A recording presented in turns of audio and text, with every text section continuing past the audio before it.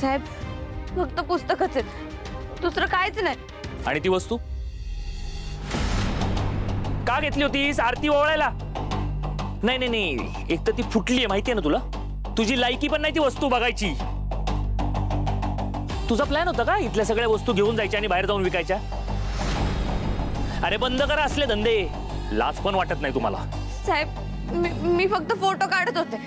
Photo म्हणजे या घरातल्या टिपा तू कोणाला बाहेर देतेस का? काय की या घरात कुठला छुपा रस्ता आहे बाहेर पडण्यासाठी ते सांगतेस कोणाला? मंत्र्याला मारायचा प्लॅन आहे तुमचा? नाही साहेब. अरे लाज बाळगा रे थोडी तरी. त्या दिवशी लग्नाला आमच्या घरात आला, आमची श्रीमंती बघितली तर डोळे विस्पारले होते तुमचे. त्यामुळेच तू आज परत आली ना डबा द्यायचं नाटक करून? साहेब काय बोलताय तुम्ही?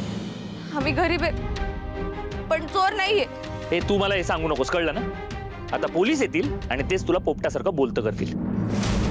एका मंत्र्याच्या घरात चोरी करणं काय असतं ना हे तुला जेलमध्ये गेल्यावरच कळेल. थांब जरा. नाही साहेब असं नका करू. मी फक्त डबा द्यायला आले होते. ते बाहेरच्या माणसांनी सांगितलं की दादा इथे, म्हणून मी आत आले. ऐक ना, आता पोलीस येतील आणि तुझी चौकशी करतील.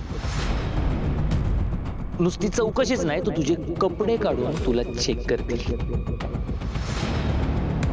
मग तुझी आणि तुझ्या भावाची सगळ्या दुनियेसमोर बदनामी होईल का? नाही साहेब असं नका करू. मी तुमच्या समोर हात जोडते.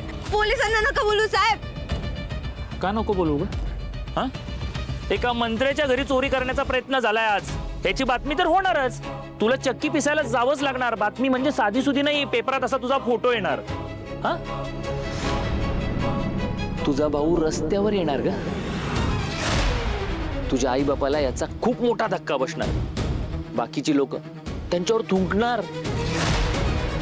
विचार कर ना त्यांचं काय होईल.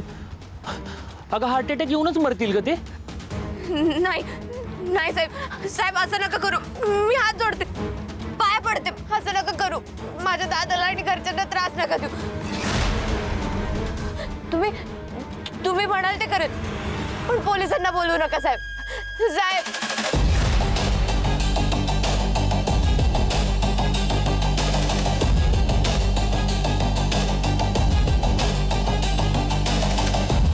तुम्ही म्हणाल ते मी करते.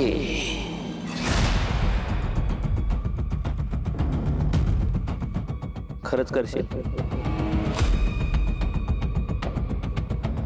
विचार करा.